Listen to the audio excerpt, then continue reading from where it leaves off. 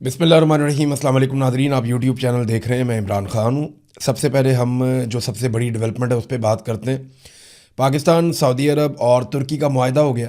ये एक दिफाई मुआहदा है। इसमें तैयब अर्दगान ने भी एक स्टेटमेंट दिया। लेकिन क्या इस मुआहदे से पाकिस्तान के मसाइल हल होंगे?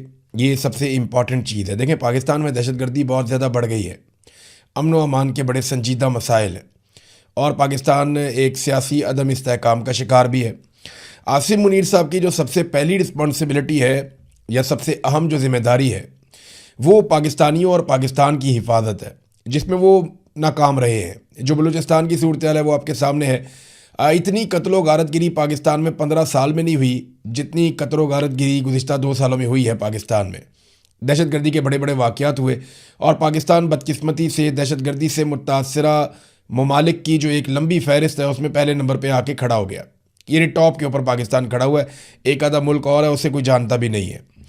तो पाकिस्तानियों की हिफाजत में वो किरदार वो अदा नहीं कर पाए जो उन्हें करना था। हाँ, भारत के साथ एक लड़ाई में पाकिस्तान एयरफोर्स ने भारतीय तैयारे गिराए थे, लेकिन 1 इंच भी ज़मीन पाकिस्तानी फ़ौज ने वहाँ पे फतह नहीं की। फिर भारत ने हमारा पानी रोका हुआ है। अच्छा, मैं ज़मीन फ़तह नहीं की, ये मैंने जुमला क्यों बोला? आपको लगेगा शायद मैं कोई गलत बात कर रहा हूँ। देखिए, कश्मीर को फ़तह करने का या उसे आज़ाद करने का पाकिस्तान की फ़ौज ने बेड़ा उठाया था और हमें हमेशा ये बताया जाता था कि एक दिन पाकिस्तानी फ़ौज कश्मीर को फ़तह कर लेगी और ये होना चाहिए। अगर आसिम मुनीर साहब फील्ड मार्शल बनने के बाद भी ये नहीं करते तो फिर ये कब होगा? ये होना चाहिए। भारत ने पाकिस्तान का पानी रोका हुआ है। अभी तक कोई बंदोबस्त नहीं हो सका कि भारत से पाकिस्तान का पानी छुड़वाया जा सके। देखिए, दूसरी जो जिम्मेदारी है वो आसिम मुनीर साहब की बड़ी जिम्मेदारी वो ये है कि वो अपने हलफ की पासदारी करें, जो उन्होंने नहीं की। उन्होंने सियासत के अंदर बदतरीन मुदाखलत की और लगातार की है और अब तक वो कर रहे हैं। तीसरा, इंसानी हकूक़ की उन्होंने बहुत बुरी तरह धज्जियाँ उड़ाई हैं, जो रिकॉर्ड के ऊपर रहेगा। बहुत दफ़ा इंसानों को कत्ल किया गया, ख़वातीन को सड़कों पे घसीटा गया, लोगों को मारा गया, उनको घरों से उठाया गया, जबरी तौर पे इंसानों को लापता किया गया। तो जो धज्जियाँ इंसानी हकूक़ की उड़ाई गई आसिम मुनीर साहब के दौर में उनकी ईमा पे, उसकी भी कोई मिसाल नहीं मिलती। तो पाकिस्तान को इसका फ़ायदा कैसे होगा सऊदी अरब से और तुर्की से मुआहदा करने पे? देखिए, ये मैं इसको फिर कहूँगा कि ये पॉजिटिव है। एक चीज़, मुसलमान ममालिक जितना आपस में एक दूसरे के करीब आएंगे उतना बेहतर है। जितने ज़्यादा हमारे ताल्लुकात होंगे उतना बेहतर है। जितना ज़्यादा हम दिफाई नुक्ता नज़र से या ख़ारजी मामलात के नुक्ता नज़र से एक दूसरे के साथ खड़े होंगे वो उतना बेहतर है। उम्मत मुस्लिमा करीब आएगी तो ये मुसलमान ममालिक के लिए बेहतर होगा। बहुत सारे मुसलमान मुल्क हैं, 50 के करीब। अगर ये सारे इकट्ठे हो जाएँ तो एक बहुत बड़ी ताकत बन सकते हैं, बहुत बड़ी माशी ताकत बन सकते हैं। मुसलमानों के पास आबादी भी बहुत बड़ी है, नौजवानों की बहुत बड़ी तादाद है, टेक्नोलॉजी में वो काम कर सकते हैं, उनके पास कुदरती वसाइल बहुत ज़्यादा हैं जिन ममालिक में ये लोग रहते हैं। फिर खुराक पैदा करते हैं बहुत सारे मुसलमान ममालिक और बड़े पैमाने पर करते हैं। तो ये बहुत बहुत हद तक खुद कफील हो सकते हैं। बहरहाल, ये पाकिस्तान के मसाइल का हल क्या इससे हो जाएगा? एक बात आपको क्लियर करनी चाहिए कि ये जो मुआहदा है ये अमरीकी मफादात के ख़िलाफ़ नहीं हो सकता, क्योंकि तुर्की के भी बड़े अच्छे ताल्लुकात हैं अमेरिका के साथ। हमारे फील्ड मार्शल की या जो है उसको वो कहते हैं डोनाल्ड ट्रंप के माई फेवरेट फील्ड मार्शल, तो ये भी अमेरिका के साथ बेहतरीन ताल्लुकात रखे हुए हैं। शहबाज शरीफ तो ना 3 में है ना 13 में। और सऊदी अरब जो है वहाँ पे अमरीकी अड्डे हैं बाकायदा। उन्होंने अपनी ज़मीन के ऊपर अमेरिका को अड्डे दे रखे हैं और बहुत पैसा खर्च करते हैं। तो असल मसला ये नहीं है कि अमरीकी मफादात के ख़िलाफ़ ये इत्तेहाद लड़ेगा। यानी अगर आपको किसी को ये लगता है कि भारत के साथ लड़ाई हो जाएगी और सऊदी अरब और तुर्की मिलकर भारत को मारेंगे पाकिस्तान के साथ, तो ये आपकी खाम ख्याली है।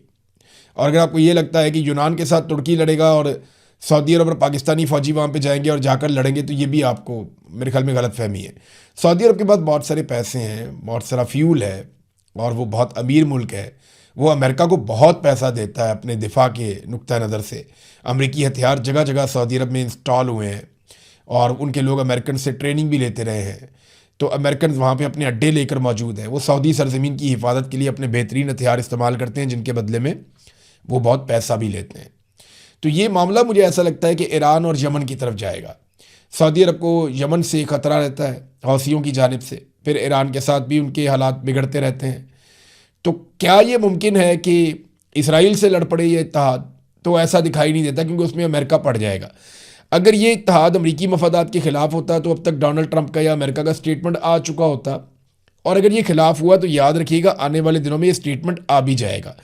اس کے علاوہ میں آپ کو یاد دلاؤں کہ ایک 40 سے زائد مسلمان ممالک کی ایک فورس بنائی گئی تھی جس میں پاکستان بھی تھا، اور سعودی عرب کی قیادت میں وہ بنائی گئی تھی۔ اس فورس کا جو سربراہ رکھا گیا تھا، جس کی کمانڈ میں تھی وہ فورس، وہ جنرل راحیل شریف جو پاکستان کے سابق آرمی چیف ہیں، وہ اس کی قیادت کر رہے تھے۔ وہ فورس کہاں گئی، اس نے کیا کارنامہ کیا، ابھی تک کچھ پتہ نہیں چلا۔ امریکن اسٹیبلشمنٹ اس معاہدے کو کیسے دیکھتی ہے، یہ بہت امپارٹنٹ ہے۔ ان کی ملٹری بیسز پہلے ہی میں نے آپ کو بتایا کہ وہ سعودی عرب میں، وہ بہت پیسہ اکٹھا کرتے ہیں اس خطے سے، سعودی عرب سے اور دیگر عرب ممالک سے۔ اب اگر اسی طرح کے معاہدے باقی عرب ممالک بھی کر لیتے ہیں تو امریکہ کا جو بہت بڑا ایک یہاں پہ مالی فائدہ ہے اس کو چوٹ لگ سکتی ہے۔ جیسے کہ ترکی کے صدر جو رجب طیب اردگان ہیں، انہوں نے بڑی بیلنسڈ سٹیٹمنٹ دی ہے اس معاہدے کے بعد۔ یعنی انہوں نے کہا کہ آج ہم نے سعودی عرب کے ولی عہد اور وزیر اعظم محمد بن سلمان کی پرخلوص دعوت پر مکہ مکرمہ کا دورہ کیا تھا۔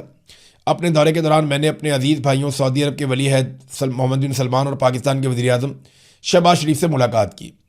ہم نے تینوں ممالک کی حیثیت سے مشترکہ دفاعی معاہدے پر دستخط کیے ہیں، اور ساتھ انہوں نے کہا کہ اجتماعی دفاعی صلاحیت پر مبنی یہ معاہدہ ہمارے سیکیورٹی اور دفاعی تعاون کو آگے بڑھانے، دفاعی صنعت میں مشترکہ منصوبے تیار کرنے اور دہشت گردی کے خلاف جنگ میں معاون ثابت ہوگا۔ یہ معاہدہ جو اقوام متحدہ کے منشور کے آرٹیکل 51 میں بیان کردہ دفاع کے حق کی بھی توثیق کرتا ہے۔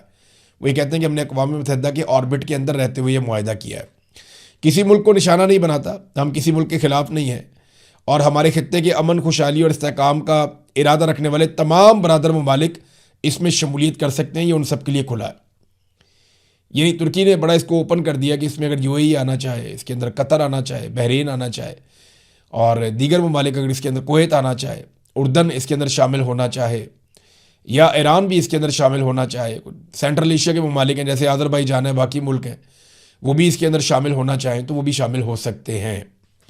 یہ جناب طیب اردگان کا سٹیٹمنٹ ہے۔ پھر انہوں نے کہا کہ ترکی جو ہے وہ خطے کے مشترکہ ملکیت کے ویژن کے عین مطابق بین الاقوامی قانون کے احترام کی بنیاد پر تمام تنازعات اور بحرانوں کو بات چیت اور سفارتکاری کے ذریعے حل کرنے کے اپنے اصولی موقف کے اوپر مضبوطی سے قائم ہے۔ میں دعا گو ہوں کہ ہماری یہ مشاورت، ہمارا یہ دورہ اور یہ دستخط شدہ معاہدہ ہمارے پورے خطے کے لیے خیر و برکت کا باعث بنے۔